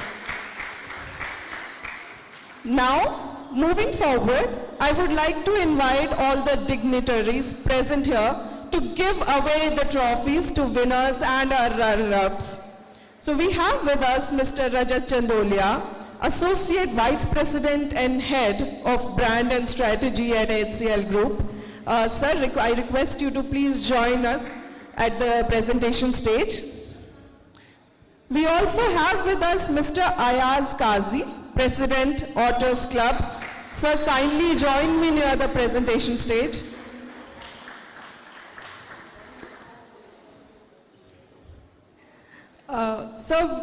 We would like to request you to say a few words to all the players. First, a big thank you to all the international players who made the trip to Mumbai and to Otters Club. Hope you all had a fantastic tournament here and enjoyed the hospitality not only of the city but also of our club. The matches that we saw were really outstanding, and the finals today was definitely fitting for a tournament of this size. So thank you very much, and hope you all had a great time here. At the same time, I'd like to thank HCL for being sponsors and in such a sustained manner to take squash to the level that India is now. And we saw one of our talents today, Veer Chotrani, who happens to be our homegrown boy. So a huge round of applause for him. And thanks to the sustained effort of HCL and other such sponsors, we now have squash coming up as an Olympic game in 2028, and we would love to see some of our players from India representing the country in the next Olympic Games. So thank you very much, and a big shout out to all the referees also for doing a fantastic job today, and also to our squash coordinator, Mr. Avinash Bhavnani, and our squash chairman, Sanjay Tekchandani, who have spent long hours in ensuring that this tournament was a success. So thank you guys.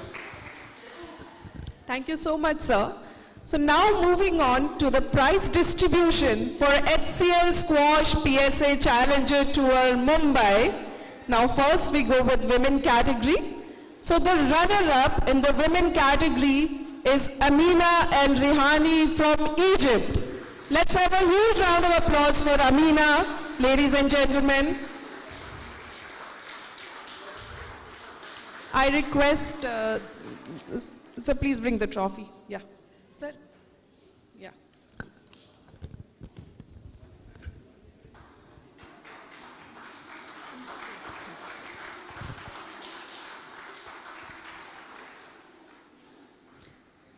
The winner in the women category of HCL Squash PSA Challenger Tour is our own Tanvi Khanna, India.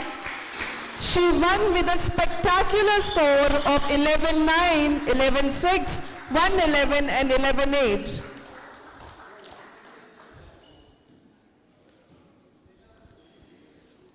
Let's keep clapping, guys. Congratulations, Tanvi. And now, let's move on to men's category. Our runner-up in the men's category is Chi Him Wong from Hong Kong. Please join us.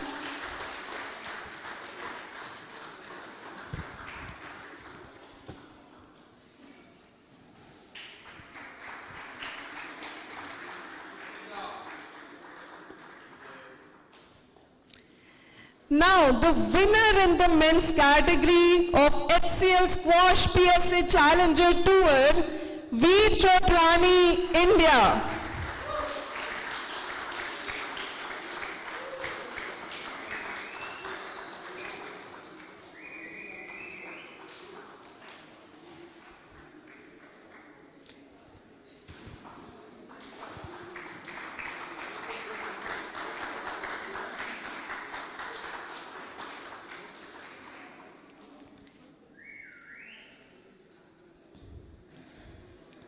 I request all the winners to come forward for a group photograph.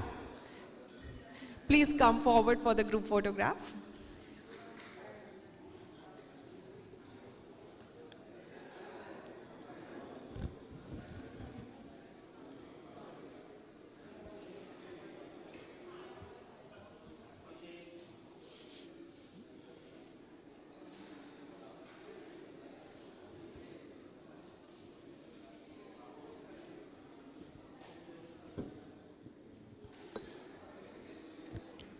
That's it.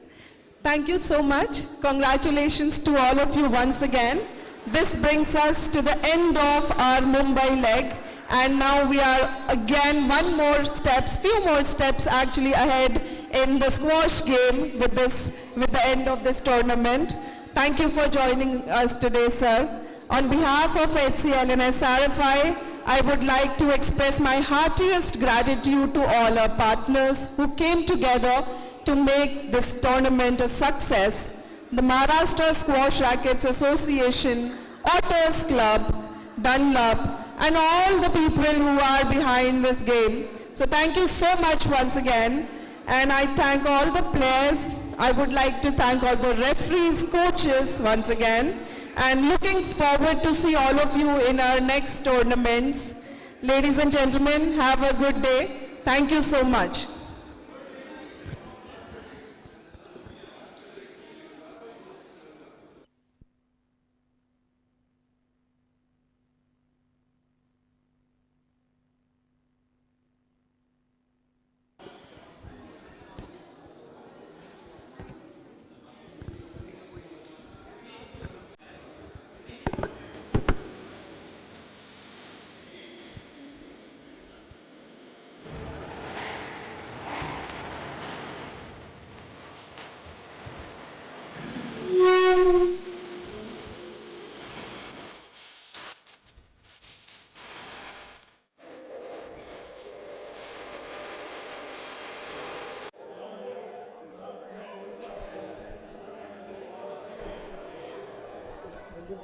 Yeah, this is going live. Okay, so we have with us Rajat, who is the Associate VP and Head of Brand Strategy at HCL. How are you feeling about this whole thing? So I think this is the second PSA event in the calendar, and with 2 Indian winners and 1 in the first PSA, I think we are going good.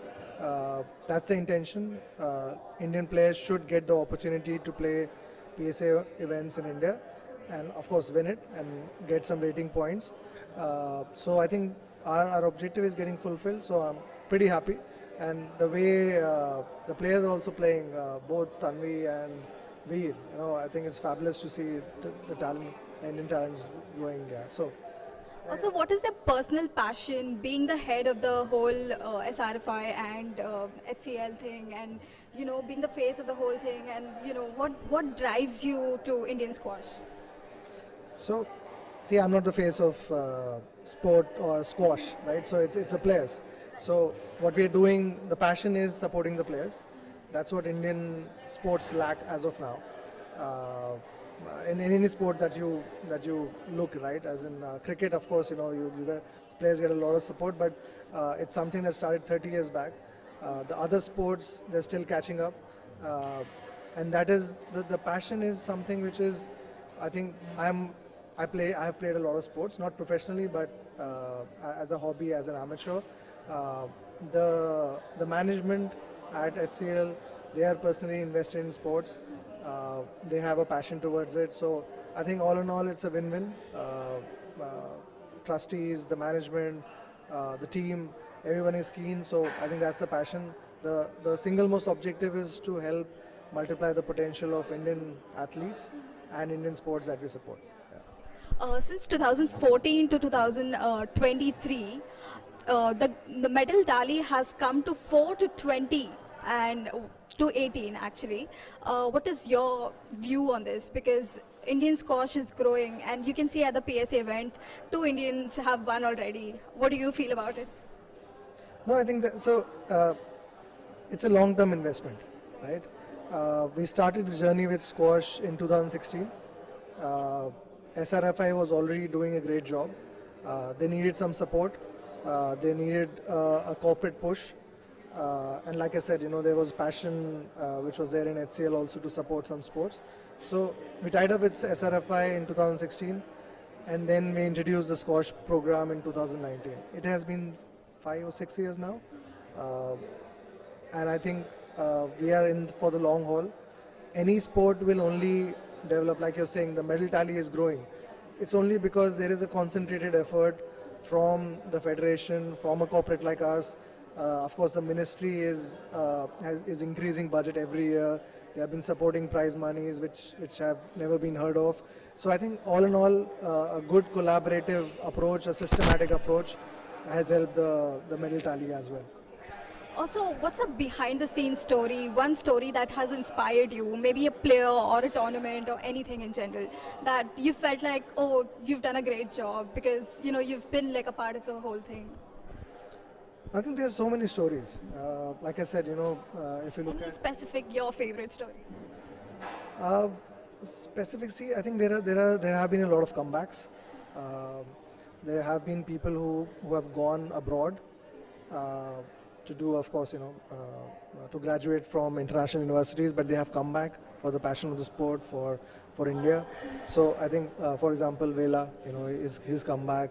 Tanvi, Veer, they have all studied in the US and coming back. We have the child prodigy. She's no longer a child now, but Anahat Singh. I've seen her since the age of 11, and I think she's completely proved that she is a prodigy, and she will go ahead. So I think so Anahat is an exceptional story. So I personally like that story, how the parents are supporting, how the federation is supporting, how everyone in the fraternity is supporting. So I think that's a great story, but I would say every other story is very important. So what's your advice for the upcoming squash players who are watching this live stream? No, I think it's just, I think you should just play for the passion. The rest will fall through. There are people who are supporting the game of squash. So I think they should just look at how to increase their performance. Maybe, if they want to give feedback to us, we are very welcome to that. So anything that will help the players in terms of performance, in terms of rating, and of course, bringing a medal for India. Thank you so much, Rajat. It was great talking to you. Yeah. Okay, so toss to this, we have Veer's live story, which will be shown live to you. Thank you. Veer Chotrani is carrying forward a legacy, one that began with his father, a squash champion himself.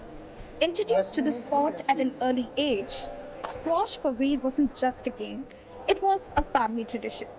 His journey took him to Cornell University in the United States, where under former world champion and the head coach David Palmer, he honed his skills while competing as one of the top collegiate players in the Ivy League. Played a huge impact working with David Palmer, legend of the game. Just physically, he's gotten me so much better from my junior days, and just hoping to keep working with him and getting better physically, and because I want to go up the rankings and play the big events very soon. And it's been a huge impact on me. It's not easy living up to a legacy, but Veer has claimed his own path with grit and resilience. Now, on the PSA Challenger Tour, he's aiming to make his mark globally. Every match, a step closer to putting Indian squash on the world stage. I don't want to lose my game. My game is to attack and use my front court. And that's what I've worked a lot with David, is getting my back court strong and being more patient and disciplined and, grinding games out and not just giving it up like today in the third. I'm just, like I said, I'm just going to keep working and try to get better. From his father's footsteps to his own destiny, Veer Chotrani is more than just a player. He is the future of Indian squash.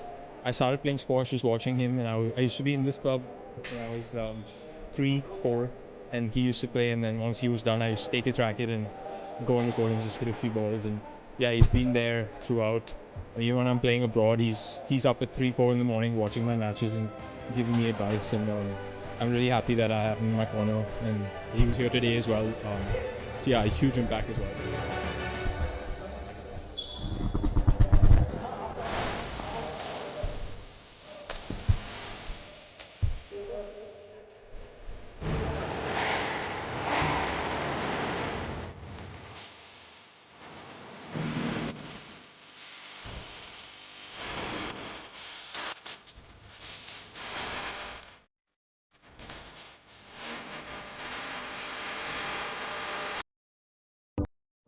1976.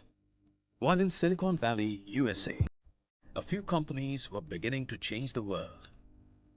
A group of entrepreneurs in India were laying the foundation in a garage startup for a global company. This was the birth of HCL. Today, HCL is a multi-vertical, socially conscious enterprise with a global presence across 6 continents. Powered by core values of courage, collaboration, care, and curiosity, HCL transformed from a $500,000 company to multi-billion-dollar global enterprise in the last 4.5 decades. Today, the HCL Group comprises 3 businesses. HCL Technologies, a next-generation global technology company that helps enterprises reimagine their businesses for the digital age. HCL Infosystems, one of India's premier system integration and distribution company. And HCL Healthcare, one of India's largest corporate health solutions firms, providing end-to-end healthcare solutions. Beyond corporate excellence, HCL is also a socially conscious company. HCL Foundation, the CSR arm, envisions to create a source code for sustainable socio-economic development, both in rural and urban India. Since 1998, HCL has also been promoting Indian classical music and dance through HCL concerts, and in sports, HCL has been facilitating to nurture Indian sporting talent.